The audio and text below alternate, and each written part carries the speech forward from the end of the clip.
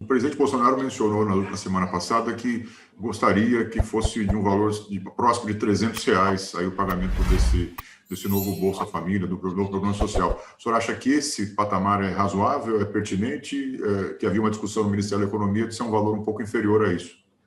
Vai depender muito justamente dessas contas, né, Fábio? Isso, a gente ficar chutando o que quer, eu preferia pagar 600, né? Eu adoraria aprovar uma lei que pagasse 600. O problema é suportar, manter as contas em dia. Nós conseguimos fazer isso vamos dizer assim, numa quebra de braço momentânea entre legislativo e executivo, e talvez se nós tivéssemos chegado naquela época num valor intermediário, esse auxílio não teria tido interrupção, nós teríamos tido uma votação de orçamento adequada. Então, todo ato ele tem consequências.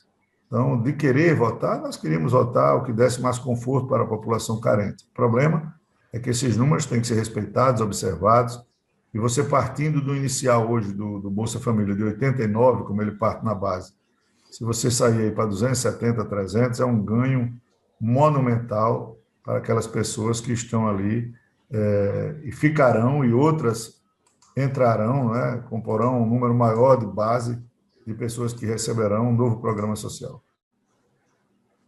Presidente, eu queria conversar com o senhor sobre um outro debate que já está, né, já está nas conversas com os parlamentares com quem a gente conversa, que já preocupa todos, sobretudo agora que nós já estamos em junho, que é uma solução para um novo programa social de transferência de renda que seja permanente, que não seja mais um auxílio emergencial. A Câmara tem uma comissão especial que discute aquele projeto 6072 de reformulação do Bolsa Família, e eu queria saber do senhor se existe alguma possibilidade da Câmara, a exemplo do que foi feito com o auxílio emergencial, quando foi aprovado um projeto de autoria de um deputado, se a Câmara pode assumir o protagonismo desse debate por meio dessa comissão e desse projeto e propor a reformulação do programa, as fontes de incentivo, ou se a melhor decisão é mesmo esperar um programa que venha do Executivo com as fontes propostas por ele. Como que está isso? O que a gente pode esperar da Câmara nesse momento para essa reformulação desse programa de renda mínima? Olha, na realidade, nós temos que ter as preocupações legais, né? A vontade política está clara, tanto do Executivo quanto do Legislativo. Nós temos aí um problema sério, que é as fontes, que irão suportar a alteração, né, do programa de renda. E eu acho que o mais prudente, e temos conversado também muito com o ministro João Roma, tem se dedicado muito a esse desenho, a Casa Civil, nós tivemos a reunião semana passada, eu não tive ainda com a economia, mas tenho dito e que nós não podemos esperar para começar a discutir isso em outubro, né? Nós temos prazos, nós temos limitações legais, nós temos circunstâncias que realmente são impostas e que nós temos que atentar. Então, eu penso também que muito rapidamente o governo deve estar mandando as alternativas para que a Câmara, se possível, ainda nesse primeiro semestre, faça as primeiras votações de uma preparação para que logo após o recesso venha justamente o modo legal e legislativo proposto pelo Executivo, porque, na realidade, as contas, quem as tem são eles, o aumento do valor, a requalificação, as alterações, a maior interação e um programa muito mais inclusivo, né? Que, por exemplo, permita ao usuário o acesso ao emprego de maneira menos desobrigada, porque se ele depois for demitido, ele volta automaticamente para o programa. Isso é uma condição que nós vamos debater muito, porque ela amarra muito o programa atual.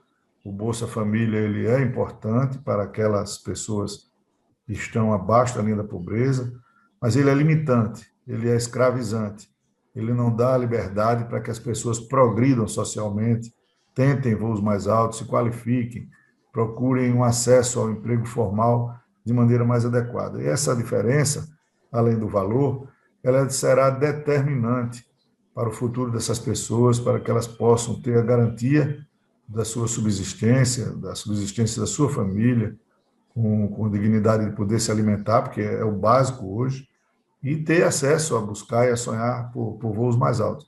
Mas eu penso, viu, Raquel, que a maneira ideal, a forma correta, é de nós esperarmos essa régua econômica, o formato, as limitações, porque nós vamos precisar de fontes para estabelecermos a regra do novo programa.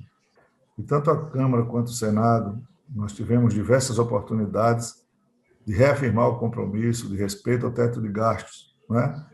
Dizendo que no mundo economicamente perfeito, os países mais ricos, não existe teto, né?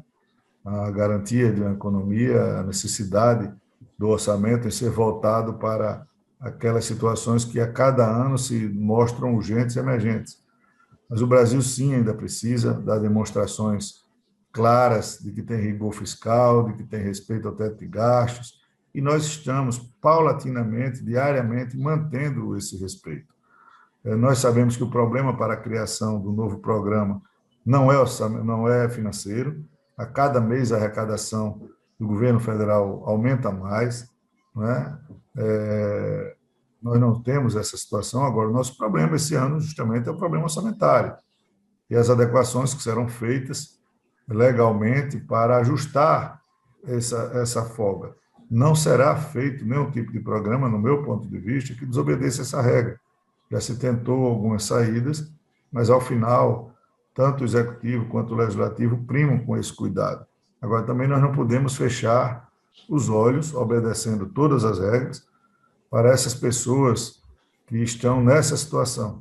É importante que um país do nosso tamanho, com a quantidade de trabalhadores informais que tem, com a quantidade de brasileiros que nem no cadastro único constavam, tanto o poder público quanto a iniciativa privada, a sociedade de maneira geral, fique atenta a essa questão social, porque ela reflete na vida de cada brasileiro, de maneira mais ou menos impositiva. Então, o ano de 22 ele tem uma folga orçamentária muito superior à de 2021, não é?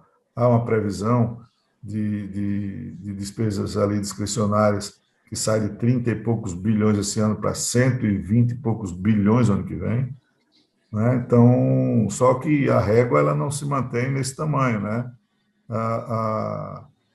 O ano de 23, o ano de 24, a princípio, há de novo uma acomodação para menor, e a gente tem que pensar, né, nessa questão a longo prazo. Mas vamos esperar o que vem do governo, e eu tenho certeza que o ministro Paulo Guedes, como defensor árduo do respeito ao teto, deve estar programando, junto com o ministro Romo, a Segovia, a Casa Civil, uma legislação que nos atenda e que atenda à legislação do rigor a respeito do teto de gastos.